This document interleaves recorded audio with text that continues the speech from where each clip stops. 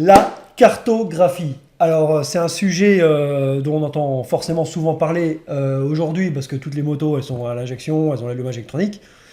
Il y a beaucoup de choses à dire dessus et il y a beaucoup de choses fausses aussi qui circulent. Dans cette vidéo, on va essayer de parler succinctement, dédouaner plein de choses sur ce que c'est une carto. Et pour ça, je suis avec David, que vous avez vu sur la vidéo avec la Ducat SKTRS. Ouais. David qui s'est passionné pour les cartos, hein, t'es quand Ça. même tout le temps en train d'en parler. C'est un peu ça, oui. Il fait des cartos sur les voitures, sur les motos, sur tout ça. Il connaît bien son sujet. Et donc dans cette vidéo, on va parler de qu'est-ce que c'est une carto, pourquoi on fait une carto, comment on fait une carto. On va parler de l'exemple de ta Ducati, Oui. sur le boulot que tu as fait dessus, sur pourquoi, comment, etc. On va tout détailler.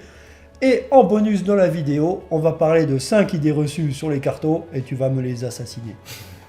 Et il y en a.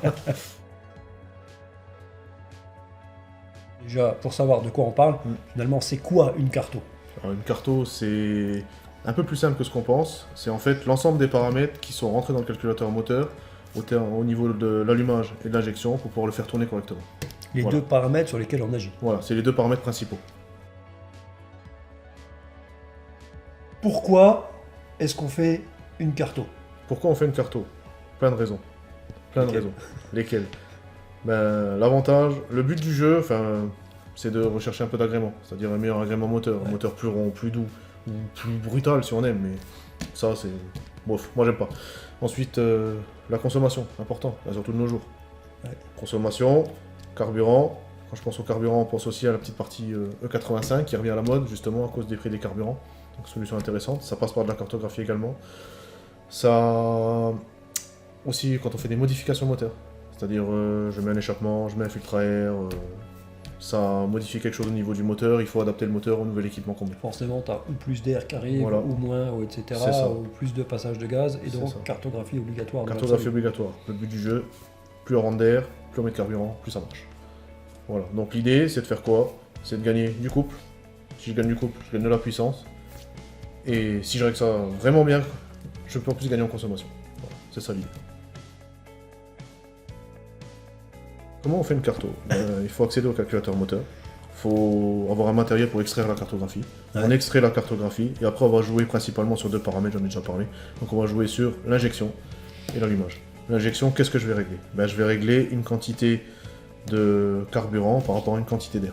Le but du jeu, c'est quand je vais créer ma combustion, de brûler en fait tout le carburant. Voilà, tout le carburant. Je brûle tout le carburant, je pollue moins et j'ai une combustion optimale. Donc je fais du couple.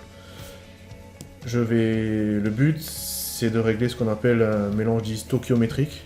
Donc là, c'est vraiment, je brûle tout, je pollue moins, c'est le meilleur des cas, c'est le cas idéal. Quoi. Ouais. Donc voilà, c'est le cas idéal. Et le mélange stoichiométrique pour de l'essence, c'est 14,7 g d'air pour 1 g d'essence, voilà, pour donner une image. Comment je sais si je suis bon ou pas bon? J'utilise ça. C'est une sonde lambda, je branche ça sur mon échappement. J'ai un petit contrôleur de sonde qui va m'indiquer en fait la richesse de mon mélange. Et avec ça, je règle. Voilà. Ça marche. Ensuite, deuxième paramètre très important, l'allumage. Le but du jeu, c'est de régler le moment où on fait l'étincelle pour au final avoir le plus de force, le plus de pression sur mon piston. Donc qui dit plus de force, plus de pression, qui dit plus de couple. C'est la fameuse avance à l'allumage. C'est la fameuse. Donc on règle le moment où l'étincelle se fait, Tout à fait. le moment idéal. C'est ça, c'est le moment idéal. Et pourquoi? Donc, injection. Quand on règle l'injection, injection ça porte son nom, c'est le carburant. Oui. Donc le rapport idéal de carburant et l'allumage, souvent c'est l'avance à l'allumage. C'est ça. Et donc c'est principalement sur le couple que tu vas jouer. Quoi. C'est ce couple que je vais jouer. L'avance à l'allumage, c'est avance, je gagne du couple, je mets du retard, j'essaie de brider un peu la machine. Quoi. Tu peux faire une carto en jouant sur un, sur l'autre, les deux. On peut jouer que sur l'un, que sur l'autre. Mais ça fonctionne, ça dépend de ce qu'on a besoin en fait. Mais moi dans l'idéal, je règle les deux. Sur ta fameuse Ducat SKTRS, celle avec laquelle on a fait un épisode, tu as fait une carto. Donc, c'était quoi tes objectifs? Comment ça s'est passé? Et qu'est-ce que tu as obtenu? L'objectif c'était quoi? À l'époque, il y a une paire d'années, j'ai fait une carto, on va dire de façon un peu empirique. J'ai pris une carto Ducati Performance que j'ai essayé d'améliorer, mais on va dire avec des tout petits moyens. Donc ça donnait quelque chose d'un peu mieux, mais c'était pas ça. J'ai réglé la moto dans l'objectif de supprimer un gros trou, on va dire, entre 4000 et 6000 tours minute qui nuisait grandement à l'agrément de la moto. Du coup, ce qu'on a fait, on a passé la moto au banc, on a vu effectivement le méga trou de 4 à 6000. Il était flagrant. Ah, il était plus que flagrant, quoi. Il était vraiment plus que flagrant. Donc, on a fait ça, on a constaté le trou, on a constaté que la cartographie, en fait, était beaucoup trop riche dans cette plage-là. Mais quand je dis beaucoup trop, c'est genre 30% en plus de ce qu'il faudrait, donc c'est pas bon. Donc, qu'est-ce qu'on a fait? On a réglé la moto. Pour régler la moto, on a essayé de se mettre dans les conditions de conduite de tous les jours. On a commencé par le gaz, les faibles ouvertures de gaz, la conduite de tous les jours en fait, les faibles ouvertures de gaz, les mi-régimes. Et après, on a fini par les grandes ouvertures de gaz, le gaz en grand, tout à fond. On a fait comme ça. Et finalement, contrairement aux idées reçues, là où on a le plus de boulot, c'est pas du gaz en grand pour gratter des choses, c'est justement dans la plage, justement très faible ouverture de gaz, mi-régime, pour pouvoir rendre la moto douce, qui reprend bien, qui n'est pas trop. On a passé, je sais pas, genre, par exemple, 10% d'ouverture de gaz, donc vraiment c'est un filet, on a passé 2 heures. Quoi. Et c'est vrai que en faisant ça sur la route, de façon un peu empirique, ça on le voit pas. Quoi. Enfin, on le ressent, mais on le voit pas. Et là, le résultat final alors sur la route? Le résultat final, ça fait que sur la route, ça a fait que le trou est quasiment supprimé. Les faibles ouvertures de gaz sont vraiment nickel. La moto, elle cogne beaucoup moins. Et ça, c'est vachement plaisant parce que le Ducati, ça cogne déjà pas mal. Donc en gros, avant, j'avais un trou à 4000. En dessous de 4000, ça cognait à mort, donc on ne pouvait pas rouler. Donc rouler en 50 en ville, en troisième par exemple, pour pas trop consommer, pas faire trop de bruit, c'était impossible, c'était seconde obligatoire. Et maintenant c'est plus le cas, maintenant je peux rouler en troisième, voire même en quatrième, ça passe, le mélange est optimal. Donc la moto cogne beaucoup moins, le moteur est plus vif, vraiment nettement plus agréable sur les mi-régimes. À haut régime j'ai gagné un peu, mais c'est moins flagrant. Elle marchait déjà avant, elle continue à marcher quand même. C'est beaucoup moins flagrant. Donc Carto, finalement, pour faire vraiment du bon boulot, il faut aller sur un banc. Quoi. Voilà, il faut aller sur un banc. Il n'y a pas de mystère, il faut aller sur un banc.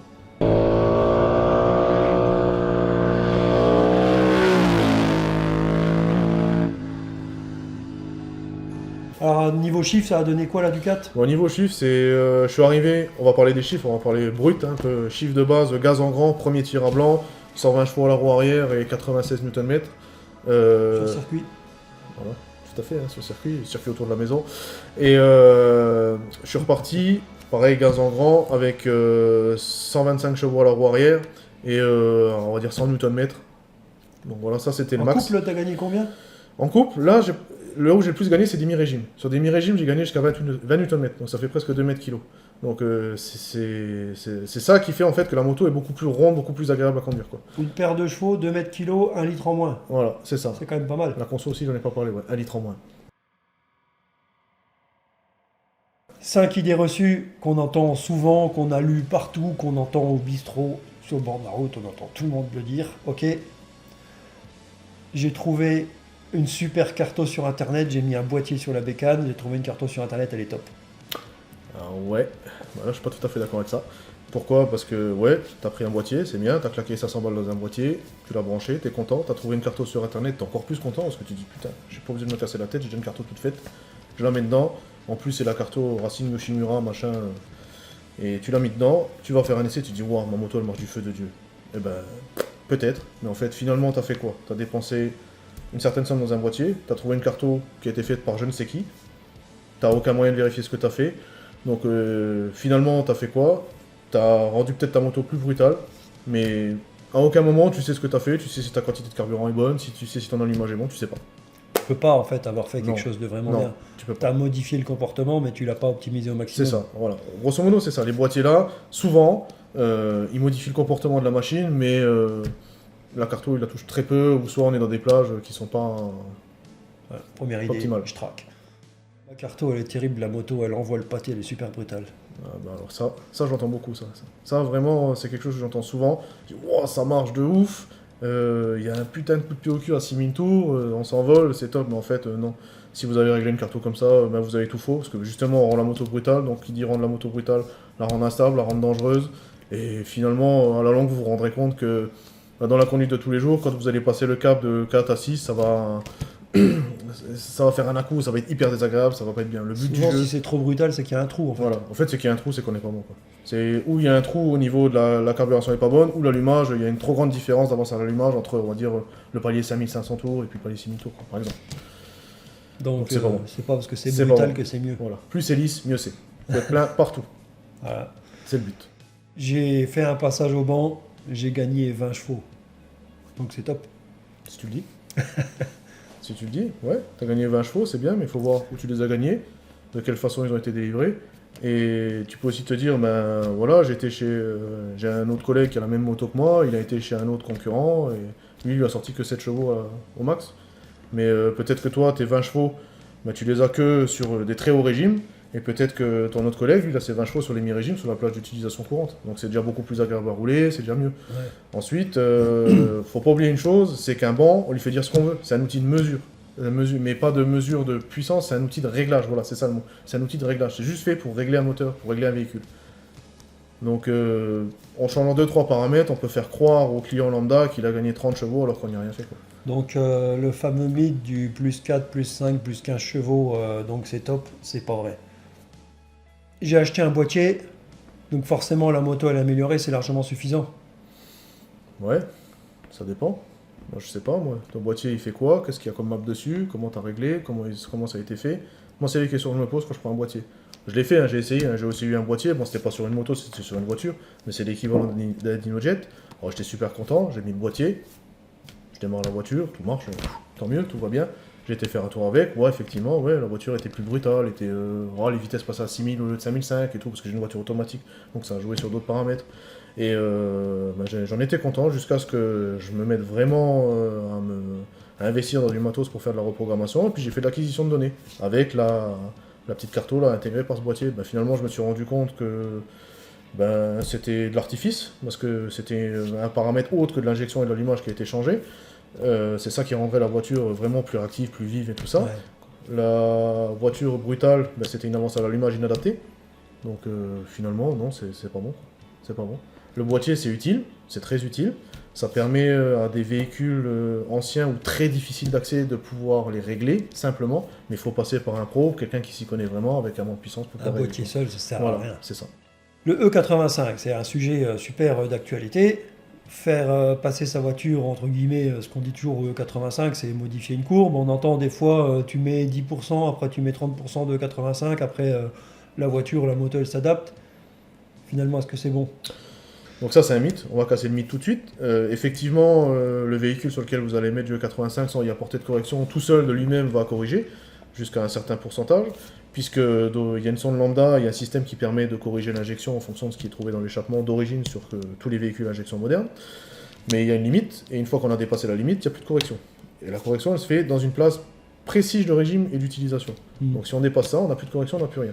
Donc, ouais, effectivement, il n'y aura peut-être pas de voyant au tableau de bord qui va s'allumer. Et si dans votre plage usuelle de tous les jours, vous allez peut-être peu voir de différence, mais dès que vous allez sortir de la plage de régime courante, je vais vouloir mettre du gaz en grand, je vais vouloir être dans telle ou telle situation, je vais me retrouver dans le cas où j'ai un mélange beaucoup trop pauvre, et finalement, qu'est-ce que vous allez amener? Vous allez casser le moteur. Et puis attention, le boîtier pour le 85, il mesure aussi le taux d'éthanol, donc c'est un petit peu différent de la carto classique. Tout à fait. Et c'est principalement à ça qui sert en fait. En fait, c'est à ça qui sert. Voilà. Si vous voulez mettre un boîtier E85 sur votre véhicule, c'est top, ça marche super bien. Il y a des boîtiers sur le marché qui marchent très bien. Mais il faut que le boîtier, il ait une sonde de carburant pour détecter justement la quantité d'éthanol. C'est ça, c'est important. Les machins à pas cher, où il n'y a pas de sonde de carburant, ça forcément rien. En fait, c'est des leurres. Voilà. C'est un leurre qui permet Ça marche pas, tout simplement, c'est un leurre, et puis finalement, ça...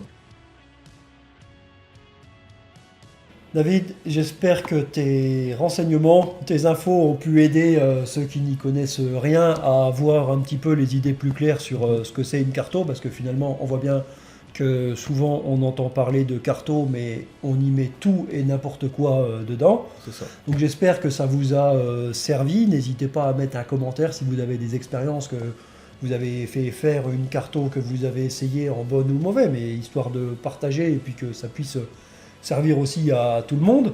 Je précise aussi que quand on travaille sur sa moto, on se renseigne sur l'aspect légal, optimisation, etc.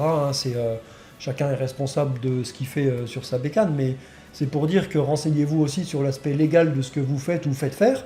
Voilà, je précise aussi qu'on est quand même resté succinct. Oui. Que la carto, on pourrait en parler pendant des heures. David, il aime bien en parler, il pourrait en parler pendant des heures, mais on va aller faire un petit tour en Ducat pour essayer ça. On va aller tester tout ça.